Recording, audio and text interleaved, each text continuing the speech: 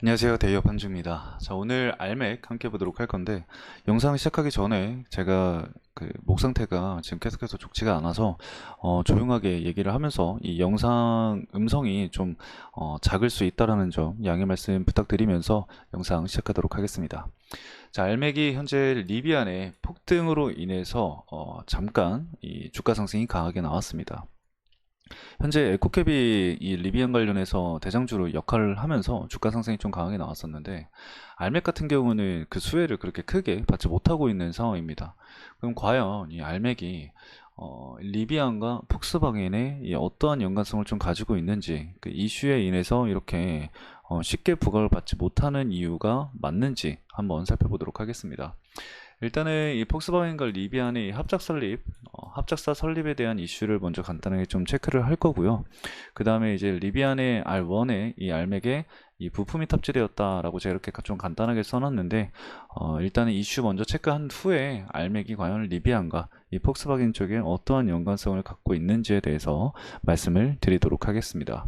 자, 그럼 본격적으로 알맥 함께 해보도록 하겠습니다. 자, 해당 자료는 그 폭스바겐 측에서 제공한 이 리비안과의 합작사 관련해서 이제 그 PDF 파일로 이제 자료를 발간한 건데, 해당 내용을 다 읽기에는 해석하기에는 다 영어고, 저도 영어를 잘 못해가지고 이거를 다 해석을 해드릴 수는 없고, 간단하게 정리된 제가 정리해 놓은 글을 같이 좀 말씀을 드리면서 간단하게 어떠한 내용으로 합작 범위를 설립을 했는지에 대해서 살펴보도록 하겠습니다. 자, 우선 간단하게 좀 말씀을 드려보면은 이 리비안과 폭스바겐 측에서 이 전기 자동차향 소프트웨어를 개발을 하기 위해서 협력을 진행을 한다라고 보시면 될 것 같고요. 이 해당 협력은 폭스바겐이 최대 50억 달러, 50억 달러 투자를 포함을 하게 됐고요. 이 거래 조건에 따라서 리비안은 10억 달러를 즉각 투자를 일단은 받습니다. 즉각 투자를 받고 나서 남은 40억에 대해서는 남은 40억 달러죠. 달러 이것도 달러입니다. 남은 40억 달러에 대해서는 추후에 투자를 할 계획이라고 합니다. 이 리비안 측은 이 해당 투자가 곧 출시될 이 R2의 이 SUV 모델의 램프업을 위해서 운영 자금에 사용이 될 것이다 라고 밝혔고요. 리비안은 이 폭스바겐 향으로부터 최근 이 R1 모델에서 선보인 이 소프트웨어와 그리고 아키텍처 구축에 대한 기술력을 공유를 할 예정이고요.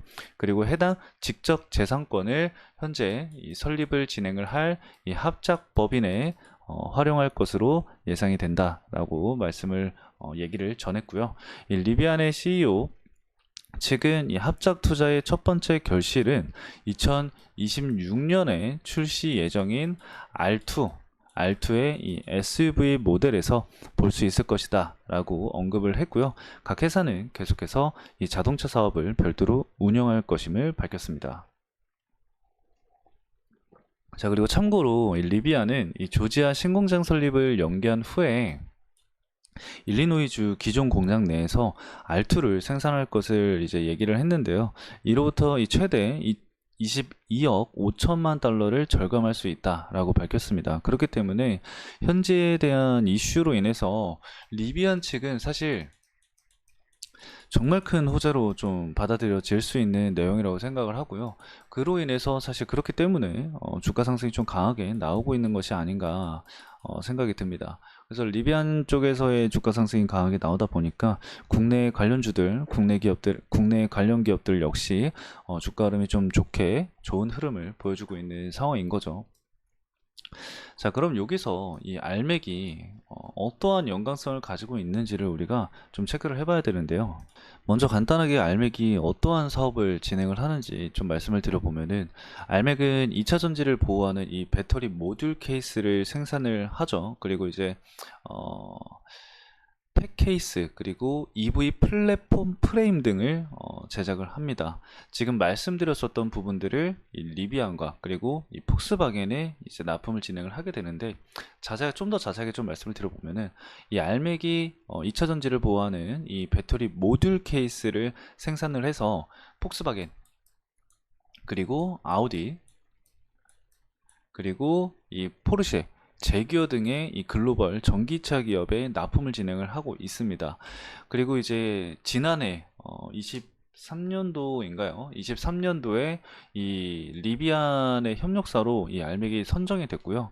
그리고 전기차 플랫폼 프레임 부품을 리비안에 납품을 진행을 하고 있습니다. 이 리비안의 전기 픽업 트럭, 아까 말씀드렸었던 갑자기 시리가 대답을 해가지고 네. 다시 말씀드리면은 아까 말씀드렸었던 이 리비안의 이 전기 픽업 트럭인 이 R1T와 그리고 R1S의 이 알맥의 제품이 탑재되어 있습니다.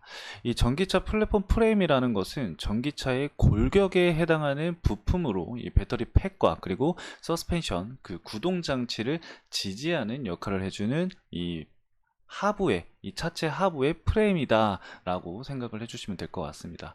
이렇게 알맥이 이 리비안과 폭스바겐과 이렇게 직접적으로 연관이 되어 있음에도 불구하고 주가 상승이 강하게 나오지 못하는 이유가 어떠한 것일까요? 그거를 좀 차트를 보면서 우리가 함께 살펴보도록 하겠습니다. 자, 현재 알맥의 차트를 보면은 오랜 기간 좀 주가 조정이 나오고 있는 상황입니다. 이 상장 직후 이후부터 주가 조정이 계속해서 나오고 있는 상황인데 최근의 주가 흐름만 보더라도 우리가 좀 확인할 수 있는 내용들이 있습니다. 어떤 내용이냐면은 위에 이제 악성 물량들이 많이 남아 있다라는 거죠. 그래서 주가 상승이 강하게 나왔음에도 불구하고 차익 실현 물량이 대부분 쏟아진 것을 우리는 확인을 할 수가 있습니다.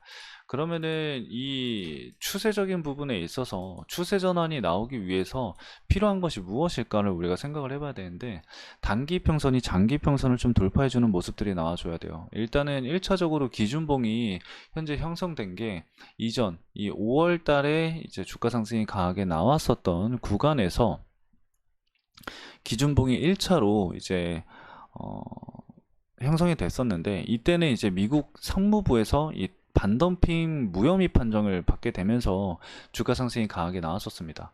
근데 이때도 보면은 이 위쪽으로 매물대가 강하게 형성이 되어 있는데 이 구간에서 물량설을 하지 못하고 다시 좀 차익 실현 물량이 나온 모습을 보였죠. 그렇게 되면서 이제 우리가 볼 수 있는 부분이 무엇이냐면은 이평선의 돌파 여부입니다.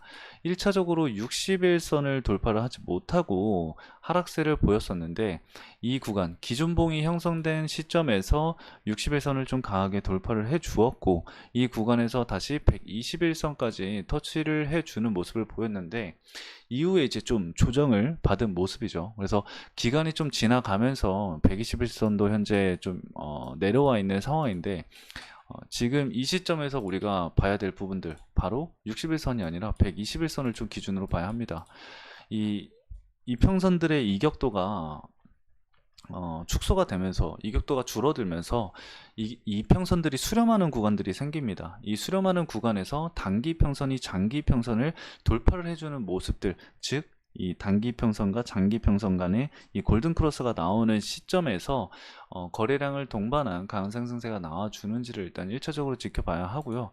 121선을 돌파를 해주면서 기존에 있었던 이 매물대를 소화를 해주는지 여부가 굉장히 중요하겠습니다. 그래서 우선은 121선을 돌파를 하게 되면서 기존에 있었던 이 매물대 하단 구간 이 매물대 하단 구간 가격대 위로 안착을 해주는지 여부를 우리가 앞으로 좀 지켜봐야 될 것 같습니다. 일단 단기적으로 조정을 받았다고 하더라도 기존에 이제 지지를 받았었던 가격 라인이 일단 바닥을 형성을 하고 있는 모습을 보여주고 있으니까 하단으로는 이 가격선을 이탈하지 않는 선에서 대응 전략을 좀 보시면 될 것 같고 위로는 말씀드렸었던 저항대를 돌파를 해주는지 여부를 체크를 해주시면서 대응 전략을 세우시면 좋을 것 같습니다. 그리고 이번에 외국인 자금이 좀 들어오고 있는데 그 자금 자체가 아직까지는 뭐 엄청나게 크거나 이러지 않습니다. 그래서 좀 지켜봐야 될 부분이라고 생각을 하고요. 120일 기준으로 우리가 수급적인 부분을 참고를 해봤을 때 아직까지 개인들의 물량들이 정말 강하게 많습니다. 그리고 이제 한국투자증권이라던가 뭐 신한투자증권 쪽에서 매수 물량이 좀 일부 유입이 된 상황인데 해당 창구를 통해서 물량이 좀 늘어나는지를 지켜봐야 돼요. 왜냐면은 지금은 뭔가 유의미한 이 메이저 수급이다 라고 얘기할 수 있을 정도의 물량은 아니라고 판단이 되기 때문에 좀 더 수급의 주체들, 즉 물량을 어느 정도 모아가는지는 좀 더 지켜봐야 될 것 같습니다. 그래서 좀 유의미한 흐름이라던가 그런 부분들이 나온다고 한다면은 추가적으로 여러분들에게 말씀을 드릴 테니까요. 다음 영상도 좀 기대를 해주시면 좋을 것 같습니다. 자, 오늘 간단하게 여기까지 좀 말씀을 드리면서 마치도록 하겠습니다. 오늘 영상도 시청해주신 여러분들 감사합니다.